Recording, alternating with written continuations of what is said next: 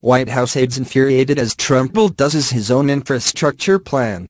As a candidate, Donald Trump repeatedly railed against America's crumbling roads and bridges, dilapidated airports, and factories moving overseas to Mexico, adding that such problems could all be fixed only by me.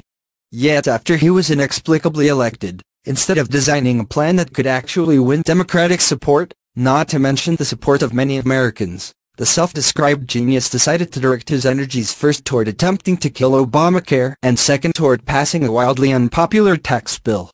Now, with those two issues out of his system, the former real estate developer who reportedly flies into a rage at the sight of a pothole will turn to infrastructure.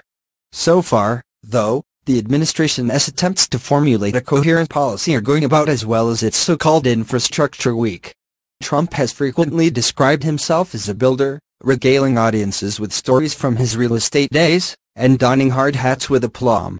Last summer he looked in his element unfurling a long paper flow chart showing all the permissions purportedly required to build a highway.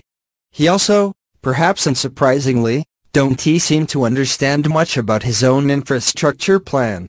The Washington Post reports that at Camp David on Friday, the president expressed misgivings about his administration's infrastructure plan, telling Republican leaders that building projects through public-private partnerships is unlikely to work and that it may be better for the government to pursue a different path.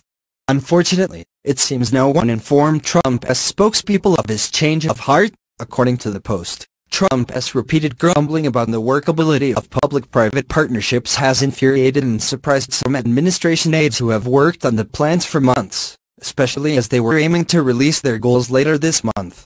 In short, it looks like this rollout is set to go about as well for Cohn as the one that preceded tax reform. Perhaps having heard that Cohn wouldn't commit to sticking around the White House for more than 5 days, on Saturday Trump pulled his economic advisor up on stage and asked, "Are you happy, Gary?" "Yes, I am happy," Cohn with all the enthusiasm of a hostage. "How was that?"